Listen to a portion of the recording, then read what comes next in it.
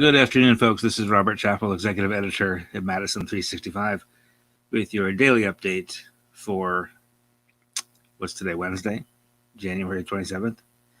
It's still hard to keep track of literally what day it is sometimes, isn't it? Okay, the coronavirus news on the stats is pretty good. On the policy side, not so much. And we'll talk about both. Let's get through the numbers first. If you have any questions or comments, just go ahead and drop them in the comments below the video. And if you're watching on YouTube, we're going to be doing more on YouTube in the near future. Can't say much more than that right now. But if you're a YouTube type person, hit the subscribe button and just subscribe to all Madison365 stuff. You won't regret it. Okay, it's stats. 6,550 tests today, which is still not enough, if you ask me. But again, those are just new results. So we're doing like 20, 30,000 tests every day. Totally. So that's, there's a lot. I'd still like to see more people who haven't been tested get tested. Right? Everybody tested at least once. So anyway, 6,550 new tests, 1,328 new positives. So we're still over 1,300. Still kind of a lot.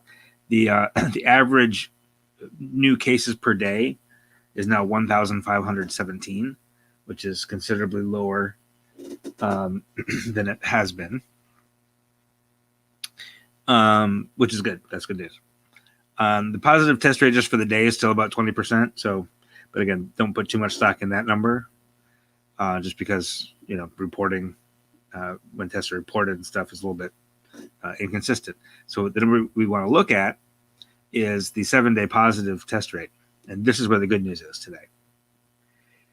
The 19.3% of everybody who got tested in the past 7 days tested positive.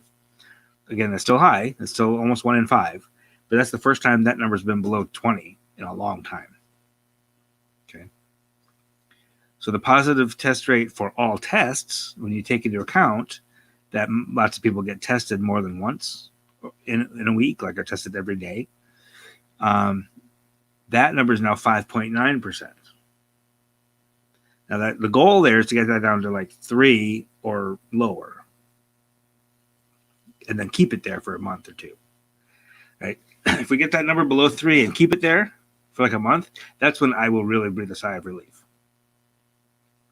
So to get that continuing to go closer to 3 makes me feel good. Right? To be under 6 on that one, that's good. I like that. So that, again, that had been stuck at 6.1 for 3 days. And often what's happened is when that number gets stuck for a couple of days, it starts to go back up. It'll like come down and then be stuck at the same number for a couple of days and then start to go back up. So I was a little bit worried about that. So to see it, plateau for 3 days and then continue a drop, that's good. I like that.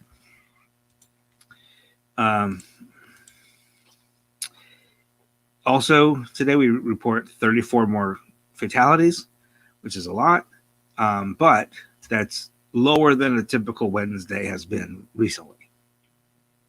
Right? We have,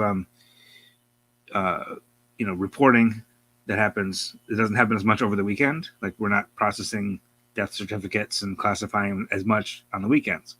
So our Sunday and Monday death totals are really low, and then Tuesdays and Wednesdays and Thursdays are higher, and then we average them out, right?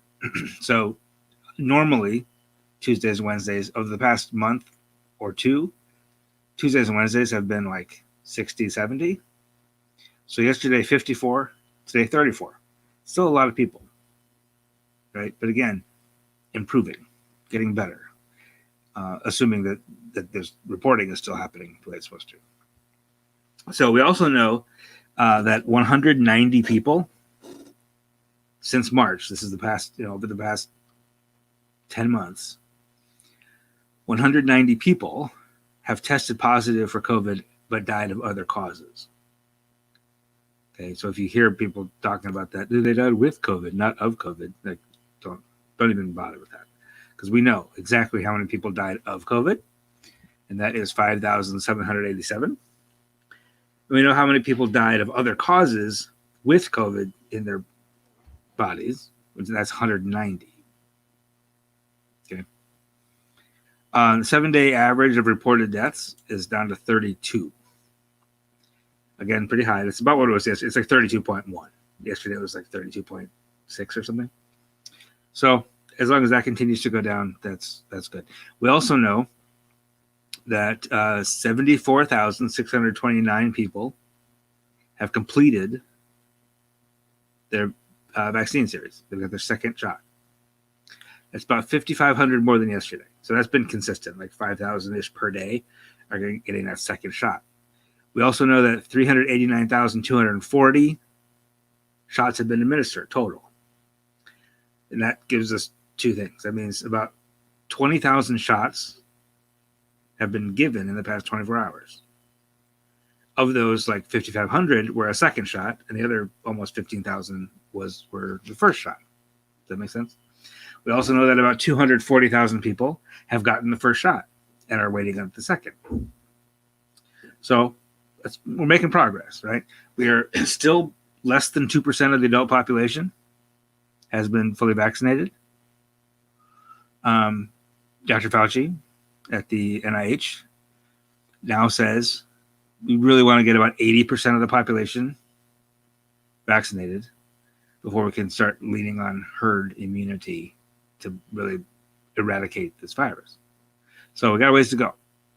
It sounds like with the Biden administration pushing this and more logistics happening, the supply will start to ramp up. And if we can get to, 10,000, 12,000 people finishing the vaccine every day, I think, that'll help. Like at this pace, if we keep at this pace, it'll be a year and a half before we get everybody vaccinated. But I'm certain it's going to ramp up very quickly. Remember, all the way back, I don't know, when was it, like June maybe? Maybe even earlier, maybe like May or June. The governor said that he wanted to get 12,000 people tested every day. And I laughed out loud. I thought, there's no way we could do that. Like right now we're at 1,500. And 4 weeks later, we were testing 12,000 people a day. So once these things get rolling, the logistics can happen. You just got to kind of ramp up and get them rolling. So I'm confident, maybe overly confident, but I'm optimistic. Let's say it that way. That within the next month or two, we'll be talking about 12,000, 15,000 vaccinations every day. The people getting the second shot. And we'll get to that, 80% before too terribly long. Margie asked, is there any information about vaccination by county? We are, unfortunately, yes, there is. We are keeping track of Dane County and Milwaukee County, and unfortunately, Stephanie, my wife and data guru, has not been available the last couple of days to help me out with this. So I don't have the Dane County and Milwaukee County numbers today, but I will tomorrow. I can tell you that Dane County was far and away ahead of everyone in terms of getting vaccinated at the beginning. Milwaukee County, as of like Monday and Tuesday of this week, Milwaukee County was starting to catch up. It was really disproportionate to Dane County.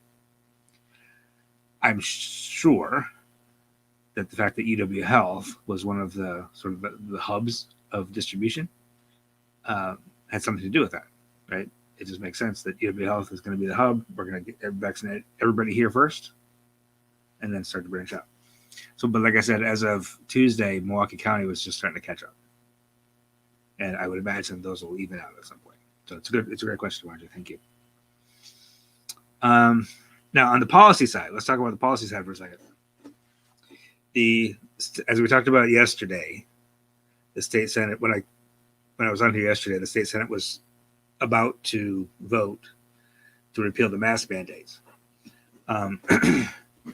They did eventually do that, and it sounds like the Assembly will take that up tomorrow. Now, there's two different things happening, and I want to explain state government for a minute. This isn't Schoolhouse Rock, so it may not be entertaining, but a little explainer about how this works. There's some question. I've gotten some questions about why the legislature can repeal the mask mandate and Evers, the governor, can't veto that. Now, there's two different things happening, right? There's a COVID bill, COVID relief bill, which would provide some. Can't even really provide very much, honestly. It's not a very big bill at all. But it would provide some liability protections for businesses, and say some things about what localities are allowed to do and stuff.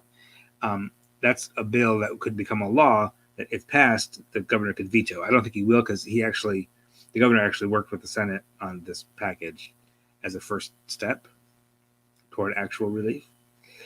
Now, the other thing that's happening, and that passed the Senate and is now in the Assembly, and I don't think it's going to pass the Assembly. I think the Assembly is weirdly more conservative on this than the Senate is.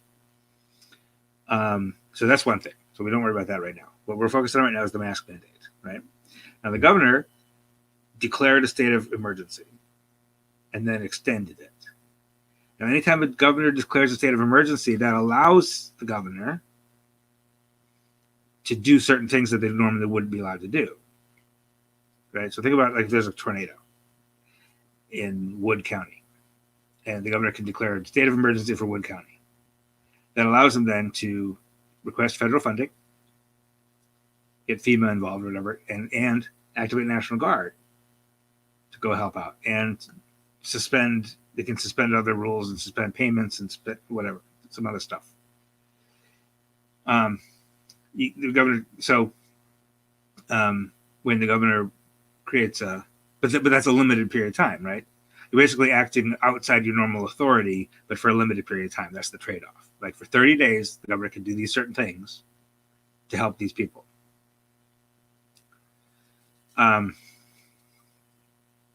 So when he declares a public health emergency, it's basically the same thing. For a certain period of time, he can close businesses. He can mandate masks. He can limit travel. He can limit incoming travel. Now, again, that's a limited period of time, right? It's supposed to be 30 days, but this governor has extended the emergency declaration a couple of times, and that's what they're taking issue with.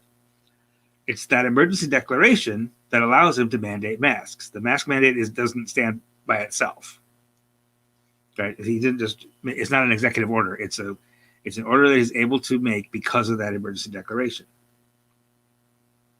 Now, one of the checks and balances here is that if the legislature feels that the governor's emergency declarations are unnecessary or outside his authority, they can invalidate the emergency declaration by joint resolution, which is not the same as a bill, right? Normally, a resolution, when you think about a resolution, you think about they're declaring it Strawberry Yogurt Day, or congratulating the Packers on a great season. You know, this is like a statement.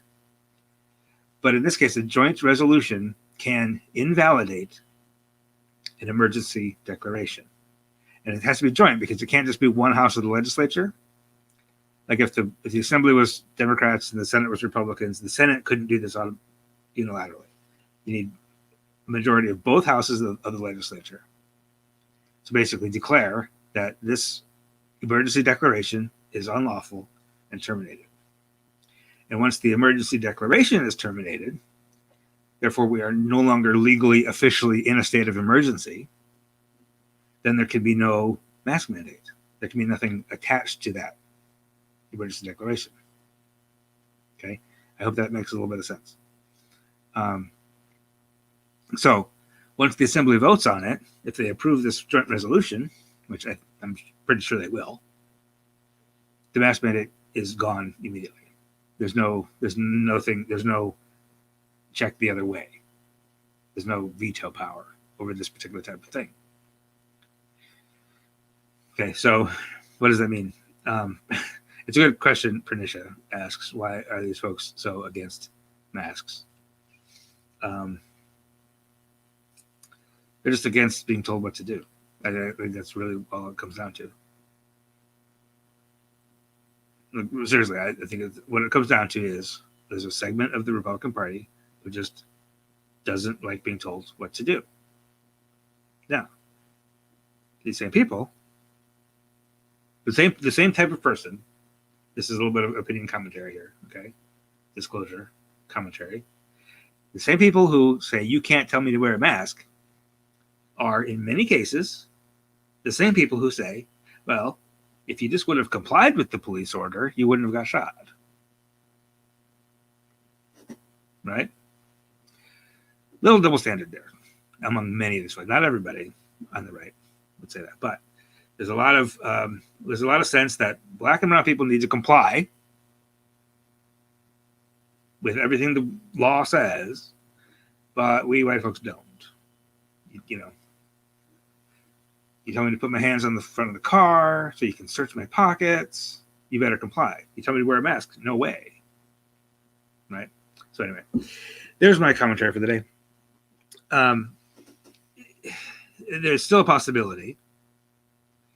There were two Republicans, Rob Coles and Dale Kuyenga, who voted against the joint resolution in the Senate.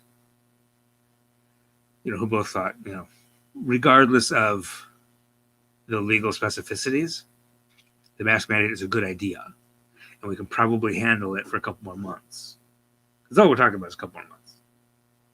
If the vaccines continue to go, these numbers continue to go the same direction they are, a mask mandate may not be necessary for much longer. So, I'll just leave this here. Yep, that's pretty much it. So that's where we sit. If the assembly passes it tomorrow, which I expect them to do, you still can write to your representative. Write to your representative, by the way. Having worked in the Capitol, I know, me writing to Robin Voss is meaningless. He wants to hear from his people in Racine County, right? They will literally just dismiss you. They will not care what you have to say if you're not in their district, for the most part. So call your representative, write to your representative. Tell them that we can handle this mask mandate for a couple more months. Right? Okay, so that is COVID for the day. I have some other really nice stories to tell you about if you hang out for just another couple of minutes. We'll be back. Don't scroll away. Okay, I got some good stuff for you. We'll be back right after this.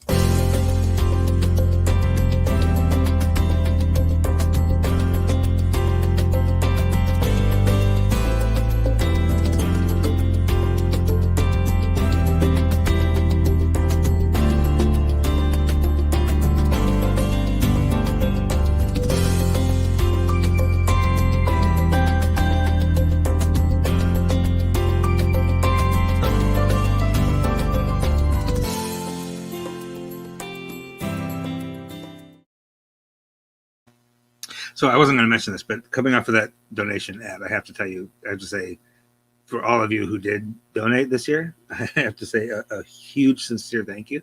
We're doing some reporting for our funders, for our foundation grant funders for last year, and we're putting up together some reports. And our it's kind of crazy, to be honest with you. Our donation income, our donated revenue, basically just not foundation grants, just donations from people like you, from 2019 to 2020 increased 540%. Like we had 5 times as many donations in 2020 than we did in 2019. And that was because you, our community, understood the critical need to be well informed in times of crisis. And you were there. And you also recognized that the crisis was hitting us too. And that nobody was buying ads. The corporate support was drying up, and we needed you to get through it. And with your help, we did. So massive thank you for that. Now, let's get to the news. This morning on the site, this is a Dave Dahmer special. I don't know if you know Dave, our editor, writes these personal profile feature stories that are just wonderful. Jones is a nurse. I knew her because I interviewed her when she launched what's called the Gospel 5K. She has this program that puts together faith and fitness, right, and wellness, and like reaching out church communities to help people be healthy. So she has this Gospel 5K run, which is really cool. She's done it twice now. So that's how I knew her from. But she's got this book out now called Pretty Black Girl. And this comes from, and I'm not going to tell the story. You go read the story because it's her story to tell. But she had basically a racist incident at work. And that just sat with her for a long time. It's 2 years later now, she's out with this book about celebrating blackness. And what's interesting about this book, and you can get it and you can buy it, and she's doing readings every Tuesday night, so you can hear her read and talk about it. But the title's Pretty Black Girl, but in the book, it's a poem that's put into this illustrated book. And in the poem, she doesn't mention being black at all. It's all about empowerment, feeling beautiful in your own skin. It's just really, really positive. So check out that story. Again, it's a Dave Dahmer special. I love Dave's stories because they're long and they're depth and they're heartfelt. And he has this really great way of getting out of the way and letting Uchenna tell the story and really amplifying her voice. So it's a good story. You should check it out. It's on Madison365.org. It's still on the front page right now. Also today we have an open letter from a Sun Prairie teacher who asked not to be named because she's afraid that Sun Prairie administration would not look very kindly on her. But this is a message for any family, really. It's not specific to Sun Prairie. And by the way, as ethics require, I did speak with her. I got her name, so I know who the teacher is, but I'm not publicizing her name. But the message is, please don't travel. I think what's been happening is when you're in a hybrid learning situation, and your kids are in school Monday and Tuesday. Well, it's not nice. We have this opportunity now. We can take these little long weekend trips. If we're only in school Monday and Tuesday, we could go somewhere for Thursday, Friday, Saturday, Sunday. Wouldn't it be fun? And what she's saying is we are trained to protect your children if there's an active shooter in the school. I know how to protect your kid from that. I can't protect your kid from germs, and I can't protect the other kids from your kids' germs. So if you're going to Chicago for the weekend and you're picking up coronavirus and you're bringing it to school, don't do that, please. Just basically, and to me, she's limiting. She's talking about travel specifically, but to me, as a person who's sending kids back to school part-time pretty soon, I would just like to remind everybody that everything you do outside of school affects whether or not we can keep that school open. Right? Having the schools open depends on what happens outside the school. So just, if you have kids that are going to school part-time, keep that in mind. We actually, our sort of family, we're trying to lock down more than we have in the past even, just because we're sending our kids back out to the world. I don't want to get there. And until teachers get vaccinated, I'm going to be super nervous about this. So anyway, it's a good message. Check it out. It's at Madison365.org right now. Also in the news today, this is national. This is not local news, but it's a bummer of a story anyway, to say the least. CQ Smith, NBA reporter, analyst with Turner Broadcasting. He wrote for NBA.com.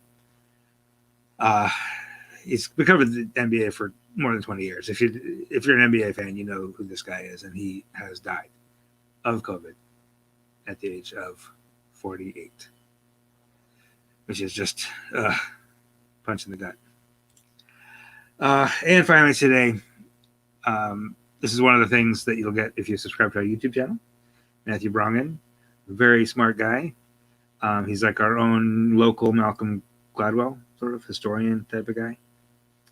And he's got his show that we put up every Wednesday. It's called Finding the Warmth of Our Sun. You may have heard of a book called The Warmth of Other Suns. And he's all about finding the warmth of our sun. And today this is available as a YouTube, sort of as a vlog thing, but also as a podcast.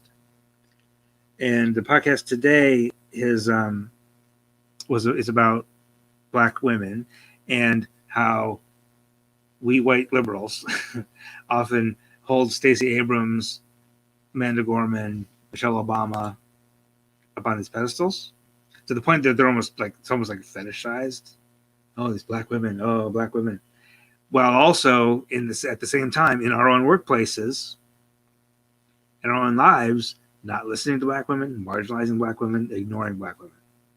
So there's it's just leading into that sort of that tension that sometimes, and that double standard that comes up. So he's a very, very smart guy, and has a lot of good insight. And if you want to learn anything about blackness and about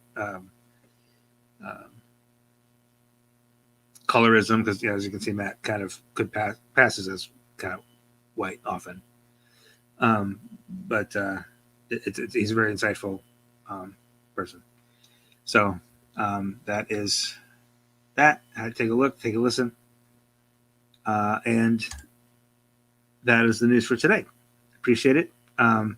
Appreciate your time and your attention, and enjoy the rest of your evening. And we'll be back tomorrow. See you later. This is 365 Media.